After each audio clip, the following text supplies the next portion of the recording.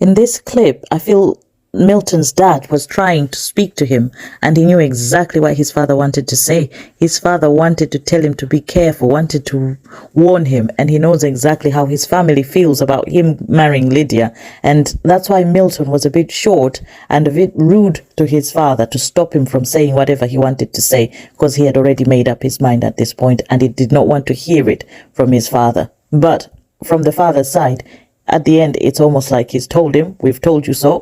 Whatever goes wrong will be down to you. We've given you the warning. I'm personally surprised he went through with the wedding. I know you've seen more than enough bites from me and your mom. Yeah, but that's y'all's relationship. That's independent of mine. But anything will work as long as you're willing to put the work in it. And that's all I was trying to say. We raised you to the best of our ability. We're confident in your choices that you make. We'll see where it goes from there.